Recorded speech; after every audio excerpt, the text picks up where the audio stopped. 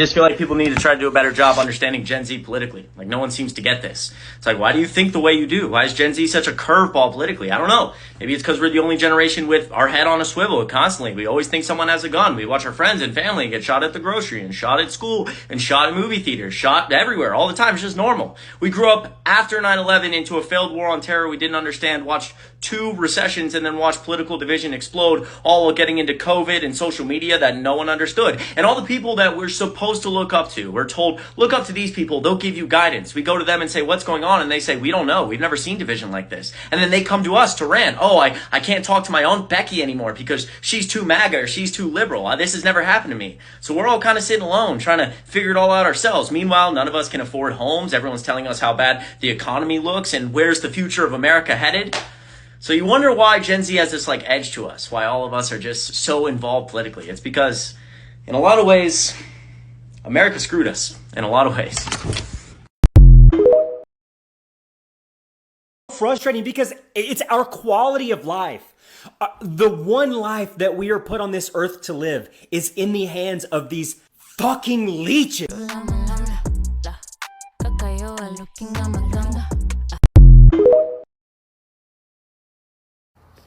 Is anyone else just becoming increasingly more traumatized, radicalized, desensitized, and just with everything? It's not like I can't handle it, I don't think, but I cannot participate in normal life anymore. It is so hard to go out in public.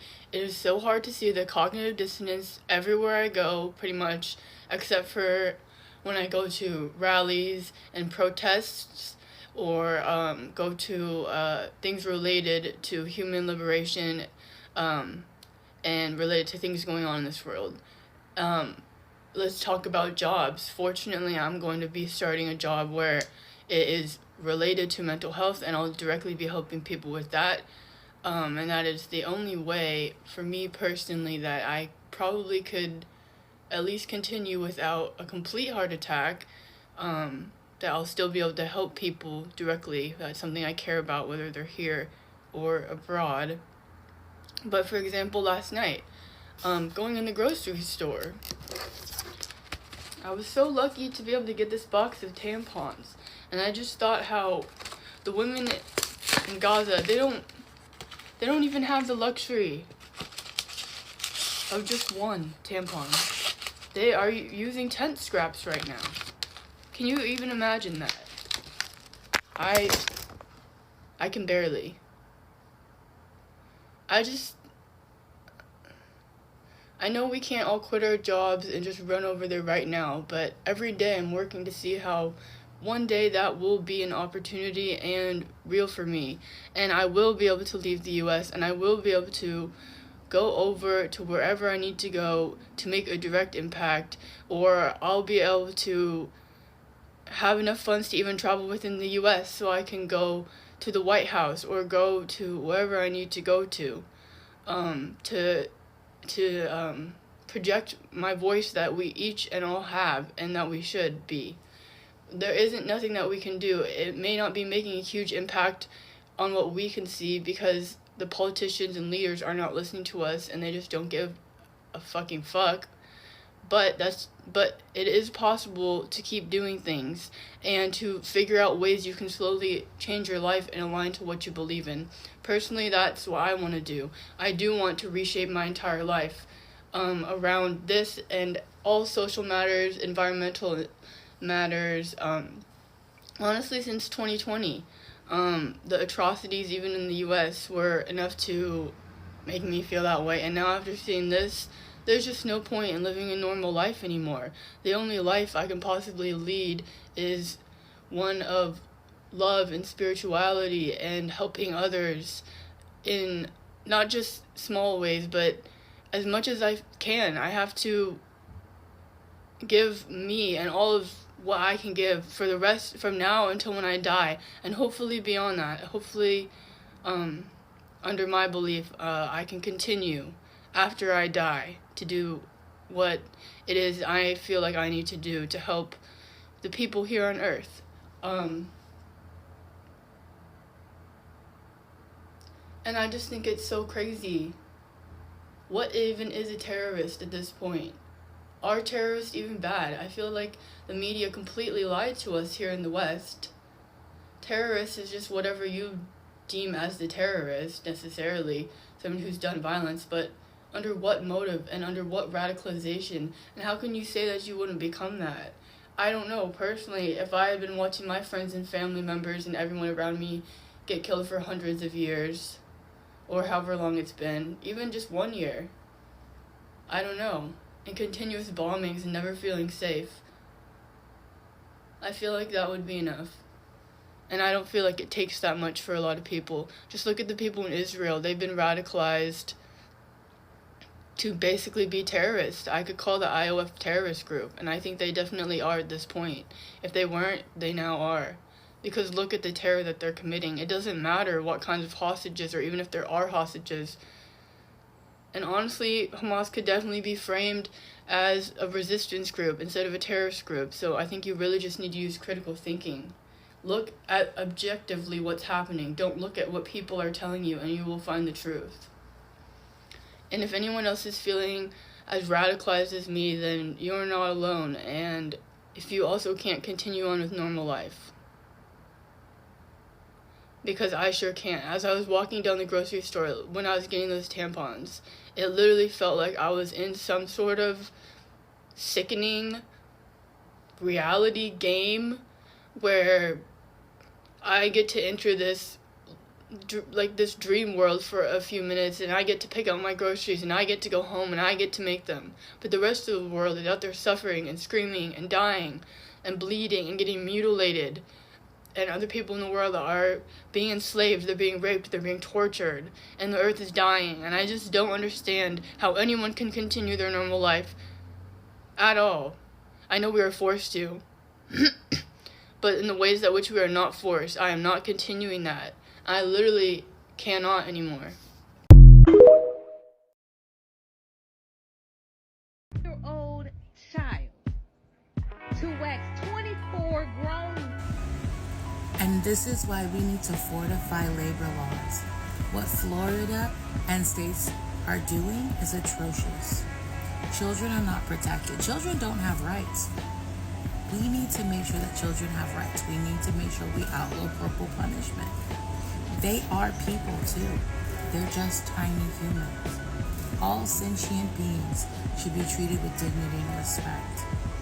And no, 7-year-old children should not be waxing cool. On February 10th, presidential candidate Claudia de la Cruz posted a now deleted video on Twitter regarding COVID. I wonder why she deleted it. Let's discuss. Let's talk about the COVID pandemic. It's one of the most terrible examples of a total failure of the capitalist system. Millions of people died around the world, including more than 1 million people in the United States. With 1.2 million deaths in the U.S. alone and nearly 7 million deaths globally, COVID is still being severely downplayed by our leaders and government officials. The Trump administration and then the Biden administration did close to nothing, while huge numbers of people suffered. Their only concern and priority was to open the economy back up, no matter how many workers died in that process. Aside from a couple measly payments and a 2-month closing down of non-essential businesses back in 2020, neither administration has done anything to ensure that COVID is actually handled. Living with this virus means adapting to reality, not sweeping it under the rug. When the pandemic hit, the Party for Socialism and Liberation leapt into action. We helped manufacture and distribute masks and other PPE. We delivered tens of thousands of free meals directly to immunocompromised people's doors so that they wouldn't have to go out. I see that the date on that mask article was April 13th, 2020. Fantastic. I'm sure it was easy to maintain the optics of being a helpful party for the people when the contrast was our president saying that COVID would disappear like an Easter miracle. But we knew that the only institution capable of carrying out the kind of society-wide effort necessary to tackle a pandemic was the government. So our main focus was putting pressure on the state to demand that saving human lives be prioritized over rescuing corporate profits. I'm with you on this one. The government is largely to blame for its continued failure to protect its citizens during an ongoing pandemic. However, we are also failing each other on a human level by refusing to adjust to this new reality and instead faking normalcy until we can't. Then and only then will most people start paying attention. when it personally affects them. Those of us who have been screaming about this from the rooftops for the past 4 years already knew that, though. In March of 2020, we put out a people's program to fight the virus, where we demanded 4 emergency measures to be taken. 1, full sick pay at 100% unemployment insurance for every worker. No evictions or foreclosures. The fact that paid sick leave isn't a guarantee is just a testament to how we're viewed by our leaders. Expendable. Replaceable. Warm bodies on the clock. We are quite literally killing ourselves for places that would have our job listing posted by end of day if we dropped dead during our shift. 2, wartime emergency production and distribution measures to overcome shortages in COVID-19 test kits, ventilators, protective and medical equipment. 3, healthcare, free healthcare. Again, great idea. The U.S. is on a tiny list of developed nations without universal healthcare. Paid sick and maternity leave, adequate updated home testing, and free healthcare when we inevitably become infected with COVID, a BSL-3 pathogen, are an absolute must. The race we're currently running is entirely unsustainable. We shouldn't have to wait for society to completely crumble and collapse before we step in and do something about it. 4, housing for all. We organized car caravans protests nationwide demanding government cancel the rents and forgive the debts that tenants had accumulated over the course of the crisis to prevent a wave of foreclosures. The rent freeze helped millions of renters stay afloat in those early days of the pandemic, and in my opinion, the freeze should have never thawed, because by existing on this planet, every human is entitled to food, water, and shelter, bar none. When the rent freeze ended state by state until mid-2022, it forced millions of renters to be burdened with this new accumulated debt they accrued for the crime of existing during a pandemic. Hot take, bring the rent freeze back and fuck all landlords. The government is the only thing in society that has the necessary power to take the steps that would be required to truly eliminate the virus. This is true whether you make the decision to wear a mask or not. There it is. To be a party of the people, this is one contradictory statement. If it's true that the government is the only thing in society that has the necessary power to take the steps required to truly eliminate the virus, and they're notoriously dragging their feet, that would mean that us, the people, should take it upon ourselves to practice community health and community care. No, I don't have a lab at my disposal to develop a neutralizing vaccine, so I'm taking my health into my own hands by wearing good quality masks in public spaces. In case you haven't heard of the Swiss cheese model, here's a quick breakdown. The Swiss cheese model of accident causation is used in risk analysis and management, including aviation safety, engineering, healthcare, emergency services, and other high-risk occupations. It likens human systems to multiple slices of Swiss cheese with randomly placed holes in each slice. The risk of a threat becoming a reality is mitigated by the differing layers and defenses. This prevents risks from materializing if they pass through one layer if another layer is present. As many of us have been saying since the start of the pandemic, layered mitigation is our best chance at living with this virus. This is not a vax and relax type of vibe. This is a vax, boost, wear good quality masks in public, don't attend super spreaders, and don't lie about being sick kind of vibe. Of course, home testing hasn't been aptly updated in months, if not years by this point, so the quick swab of a false negative test is all that most people need to justify attending large family gatherings, sporting events, and concerts. What they fail to understand, though, is when you let SARS run rampant and unchecked, it mutates faster than testing and treatment can keep up with.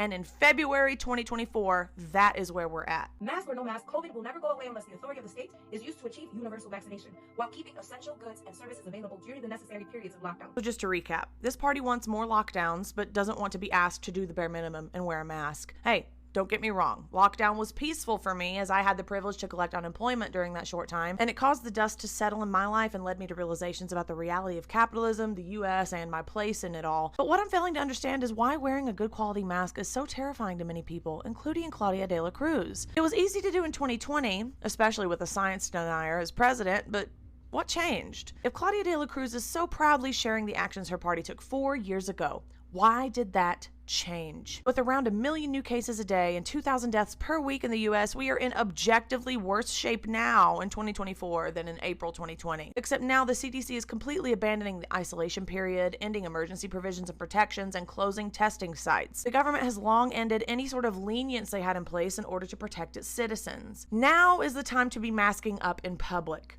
Now, in 2024, when we're no longer being protected in any way, especially if the government is the only thing that can stop this. Universal vaccination is a cute, fun, and fresh idea, but we need a neutralizing vaccine. The current vaccines do not neutralize COVID or lessen your chances of becoming infected. They only lessen the severity of the infection. Stop watching virus movies and putting all of your faith into a vaccine that does not neutralize COVID. It's been less than 5 years. This is a novel virus, and we're simply not there yet. But that hasn't stopped y'all from playing fast and loose, though. Capitalism wants us to think only only in terms of individual responsibility. It's tempting to think that the only thing we need to do is convince or coerce everyone into wearing a mask, and then COVID would vanish. But that's just not true. Capitalism is hyper-individualistic, yes. However, Claudia is grossly misrepresenting the entire idea of public health and community care with the rest of this statement. Again, Swiss cheese model. Those of us who are advocating for good quality masks and clean air in public spaces knows that COVID won't magically vanish by doing just one thing: layered mitigations. See, public air is shared. An individual's choice to exist unmasked in public doesn't just affect that person. 40 to 50% of all COVID infections are asymptomatic and live in the human body for far longer than any recommended visible symptom isolation period. Wearing masks in public spaces is in fact the opposite of what capitalism wants us to do. Our leaders don't want us to be safe. They want us to work until we die. And if everyone shows up to work unmasked, the air becomes unsafe and deadly for everyone. And just because the death doesn't come quickly and violently doesn't mean that COVID is any less deadly. Again, novel virus. We simply don't know the 10-year consequences of catching it over and over yet. It hasn't been long enough. Let's not reduce this to a question of individual choices, a question of people who wear masks versus people who don't. Bestie, individual choices become community choices when sharing public air in public spaces. This video is a gross, non-answer word salad that proves that instead of doing the bare minimum and putting your mask where your mouth is, you'd rather talk about all the good you did 4 years ago. Great, cute, sweet, fresh. What are you doing now? That's not a rhetorical question, and I've got the answer right here. Not shit. Let's not reduce this to individual choices. Doesn't apply to a BSL-3 airborne pathogen in the same category as yellow fever, West Nile virus, and tuberculosis. Sorry about it. Let's fight together against capitalism and win a new system that won't sacrifice millions of lives for profit. Yeah, those words ring pretty empty after the tantrum you just threw about your unwillingness to do your part during an ongoing pandemic. Well, we can only depend on the government to fix this, so it's no use in protecting ourselves with masks. Is surely a defeatist attitude that is not reflective of socialism. I didn't mean to ratio the original post with a post of my own, but alas. It's truly no wonder she deleted it. Claudia de la Cruz was my only choice to vote for in this election. Blue no matter who in Dems, do not start with me because you will not like it. But now I truly feel lost. We need a candidate that cares about people. We need a candidate that walks the damn walk. Where are they? Damn, y'all. We deserve so much better than this. GoFundMe have frozen our funds. All the donations we raised to evacuate 50 vulnerable Gazans, they just won't release it to us. It's been over a week and they have completely stopped responding to us. They're just ignoring all of our emails. We can't get in touch with them. It's just radio silence. And that money was an emergency. We needed that money right now to try to get these people registered and evacuated. And they're holding this up. Like, because of them, people could die. I'm genuinely serious about that. We have people who have cancer, they need to continue their treatment. We have people in wheelchairs or children with epilepsy. They are not gonna make the enforcements that's happening in Rafah at the moment. Their lives are at risk. But this is where we need your help, like desperately need your help. We need to get their attention somehow. We need you guys to go comment, call them, email them, whatever you can do to get their attention on this. This is $162,000. That's gonna save people's lives. Like, I can't. The only thing that I ask is please don't be abusive. Please don't accuse them of anything serious. We want this to go as smoothly as possible. We don't want any issues. If you donated through GoFundMe to us, I'm so sorry that your money has not reached us yet. Please, if you can, just make some noise.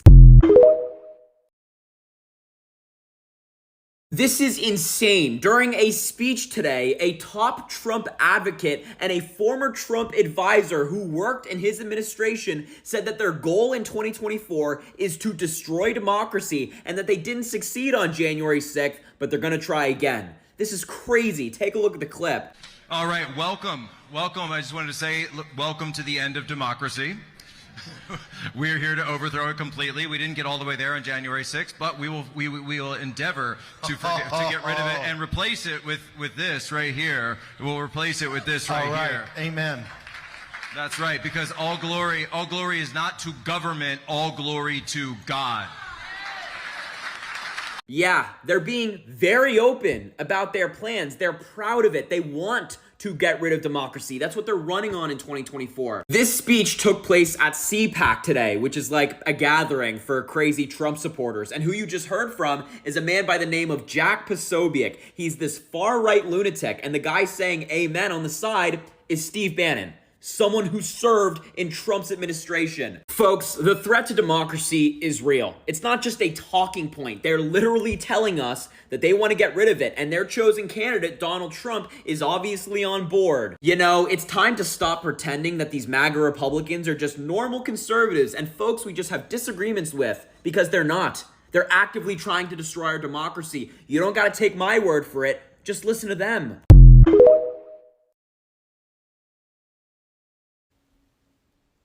So what you mean to say is that these frozen embryo children will be undocumented? This may be our solution. We just have to be ready to find out who these people hate more. In the meantime, I have some more malicious compliance ideas. Insurance, specifically life. A lot of people came to this conclusion, and let me just say that I am so happy that we're all here together. But let's not sleep on other types of insurance. The industry is full of money. For example, medical malpractice for any failed implantations, which apparently can be as high as 50% of embryos. And one that I'm even more excited about is wrongful death and general liability insurance. So basically, if you take your cooler of embryos on someone else's property and something happens to them, are they liable?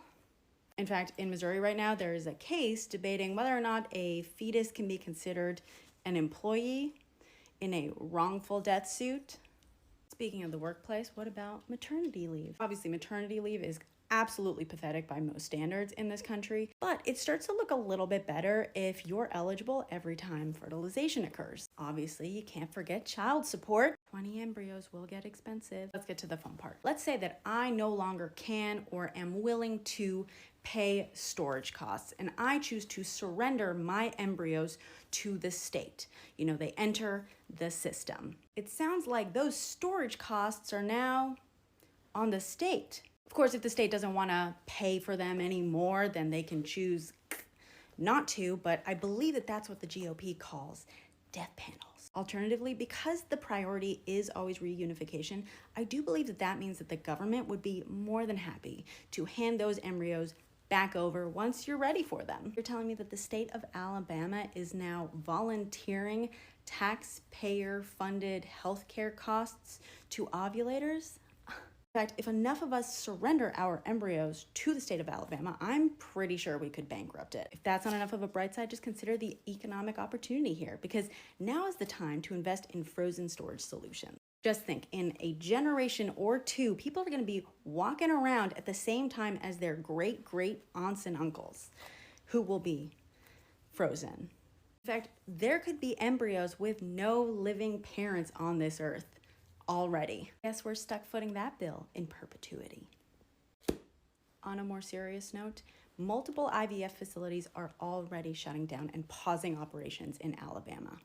This is not just terrible news. It brings me absolutely no pleasure to say this, because real people are being harmed, and this is scary. But I have to assume that there is at least some form of lesson being learned right now by big family conservatives. Sounds like some quivers will not be quite as full in Alabama. FAFO.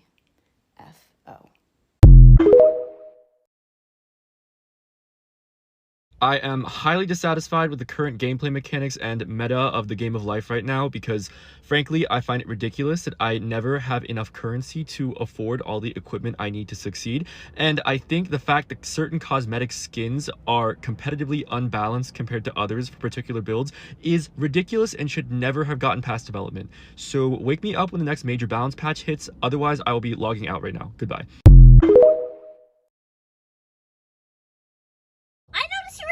Time saying you're proud of yourself. Bessie, every single win is a win. Teeny tiny or huge. Changing your shirt, win. Drinking water, win. Bam, prizes. You win prizes. There's a person in this world who needs your love and affection more than anybody else. It's you. I better catch you telling yourself you're a kick-ass little hottie who can do the damn thing. Get out there and grab your life by the butt. And don't take any shit from anybody, especially not your yourself. You are the damn boss of you. Be a damn good one. And you better keep it up, cutie pie. I'm so freaking proud of you. This is America, Lois. Men have always run things, and there have never been any problems whatsoever. And don't say the economy or Iraq or income inequality or racism or Brett Kavanaugh or air pollution or Vietnam or slavery or Watergate or capitalism or Me Too or homelessness or...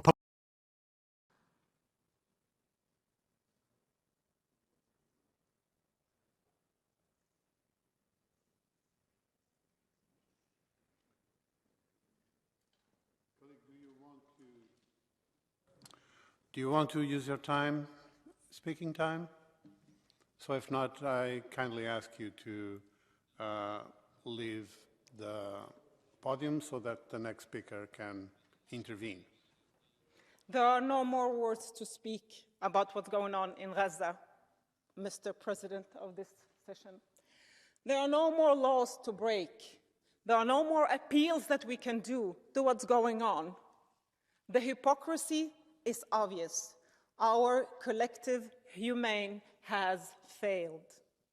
We said that we won't fail, but we're failing again. Human rights have a skin color, and the darker you are, the less human rights you have. We have been tried to be silenced. They have tried to make us look like anti-Semites. They have tried to make us look like we don't care about the safety of the Israeli people. All of that still to make it possible to kill more Palestinians, unfortunately. Thank you.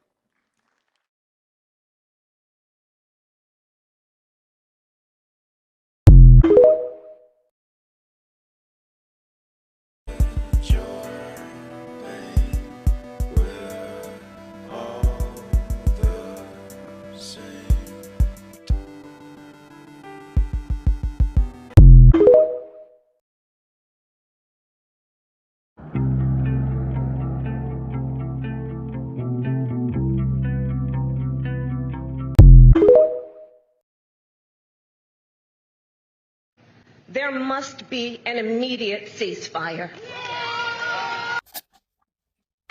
You letting them play right in your face. Like, the disrespect is obvious. Obvious. Why all of a sudden a 6-week ceasefire? This is not when you give up your boycotts, your protests, your anger, your rage. 6 weeks ceasefire. How long we been marching? How many children, adults, innocent humans are gone? And all you guys are about to scramble for 6 weeks. That's like the people who were like, my student loans got overturned. And guess what? That's being overturned for some of you. Some of that debt they took away, that's coming back. You cannot continue to be slugs for salt. You cannot continue to allow these people to play in your face. Why 6 weeks? What happens at 6 weeks, one day? Peace, love, and hair grease. Respect yourself. Get you some dignity. 6 flipping weeks. Taylor is trying to talk about being a content creator.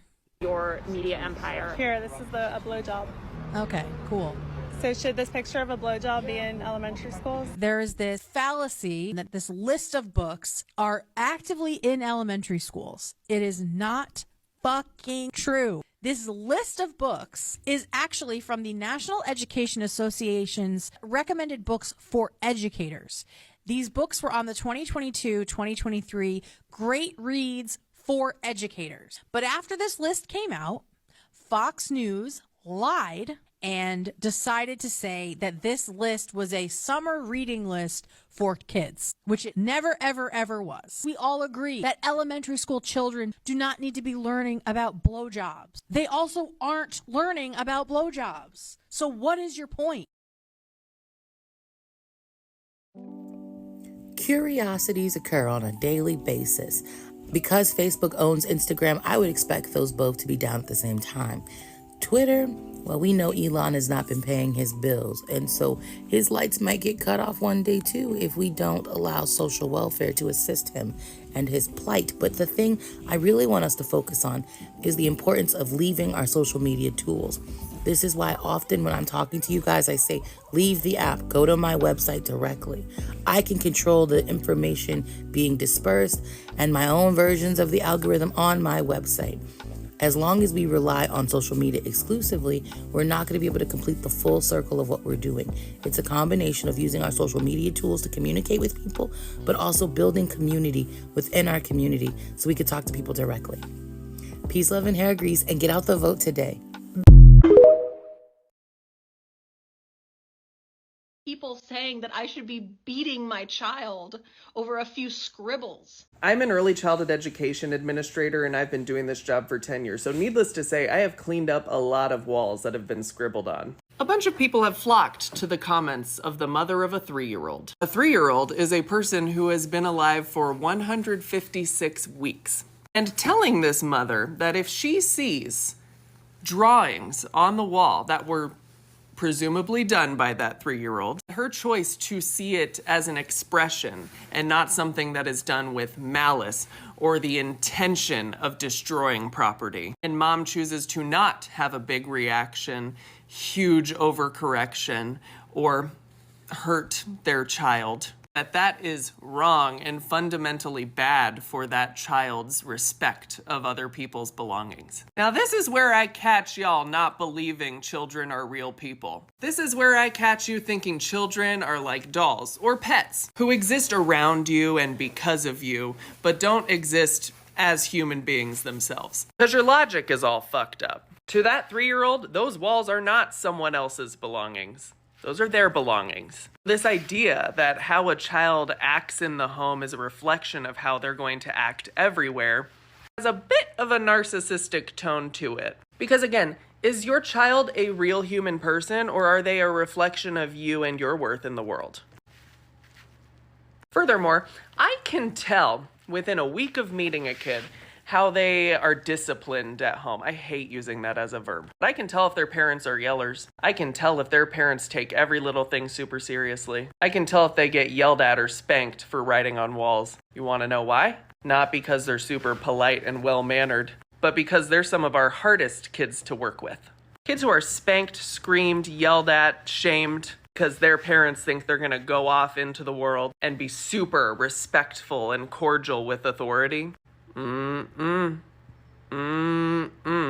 the minute they're in my building, the minute they're at school, the minute they're at their friend's house with adults who are safe and not gonna hurt them, be gentle and understanding of the fact that they've only been alive for 156 weeks. Every little impulse, every little question in their head of what if I do, it's just gonna explode in that other environment. I know you spanked your kid for drawing on walls because suddenly they're drawn all over mine because they know I'm not gonna beat them. They know I'm not gonna scream at them. Do I want drawings all over my walls? No. That's a personal preference. So if I see them drawing on a wall in front of my own 2 eyes, I'm gonna redirect them to some paper. Oh, hey, I don't want that on my walls. Let's go over here. If that's too boring, I'm gonna roll out some butcher paper. If that's too boring, I'm gonna show them my chalkboard wall. Kids who aren't being disciplined with fear at home, that level of redirection will pretty much solve the quote-unquote problem within a couple months. But the kids who are screamed at home for that same behavior, whew, it might take a year of me working on that. Now, if I see something on the wall and I don't actually see someone actively doing it, I have no idea who did it, I'd be like, dang it, someone forgot where the paper was. And I'm gonna take a magic eraser and I'm just gonna erase it. Usually the kid who made it is gonna be first in line to help me do so. You know what I just did in that moment? I taught them how to be respectful of property. In all things, you want to be able to control the environment that your kid is exploring, because it is a hindrance to their actual education to control their body, their movement, and what they are doing in that environment. Controlling the kid is losing your shit when you see them with a marker up against the wall. Controlling the environment is always making sure you have washable markers only available to that child. They need bigger space to make their art on, find some bigger paper. And whether or not you are cool with drawings on your walls has absolutely no bearing on how your child is going to be respectful of other people's walls. Like, be fucking for real. You are not cultivating a skill set of critical thinking and understanding the different expectations of different environments. That's on you. That is not on someone else for having different expectations in the environment they're in control of. Kids and creativity, they are all about process. Whatever they're doing looks like when it's quote unquote complete, no bearing on them, unless you've conditioned them to believe that that's the important part. A crayon hitting different textures, a super duper interesting thing to someone who's only been alive for 156 fucking weeks. That process is fun. It feels good. It's full of joy and wonder. If your response to seeing all of that is to only see the product, that your cleanliness has been disrupted, that your aesthetic has been disrupted, I'm worried genuinely that you're not in this for the right reasons. If it bothers you, clean it. Teach them how to clean it. Stop making moral dilemmas out of developmental realities. One last thing before I go, because this might be the longest video I've ever made. I remember a video going viral of a little kid walking into a room with an open container of some liquid. Their developmental reality is they couldn't keep all that liquid in it while they were walking. Their caregiver at that moment reacts big loud noises, kind of yelling. Kid is so startled by that, processes for a second, and then just drops the entire thing on the floor. Were you screamed, yelled at, spanked, hurt, intimidated, shamed as discipline as a child? And do you find it easy to stick with things when they get difficult or you make a mistake? Is your first thought fear, self-doubt, shame, and you just want to give up and drop that bottle on the carpet? Can't help but think that a lot of these kids aren't turning out just fine. Goodbye.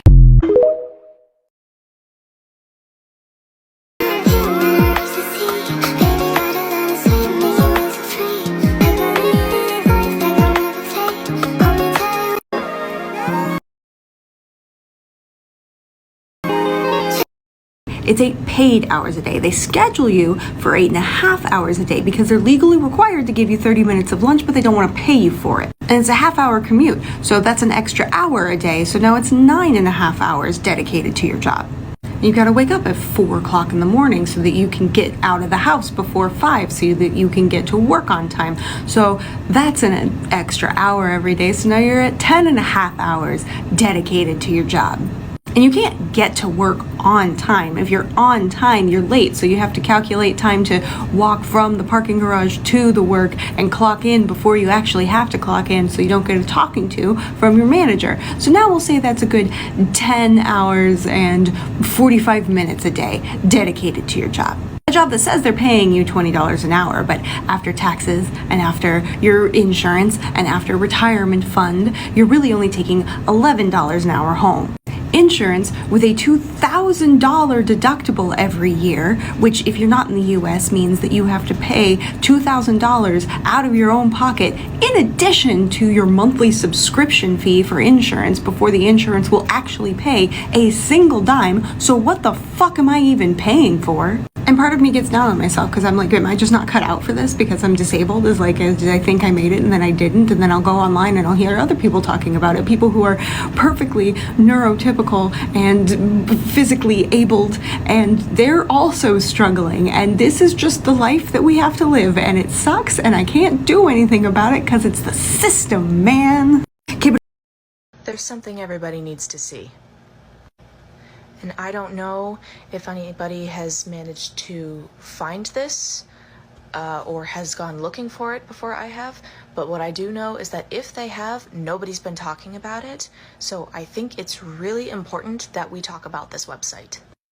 I woke up this morning as I do any other day, hating the government, absolutely appalled by the idea that our tax dollars are funding a genocide, are funding multiple genocides, really.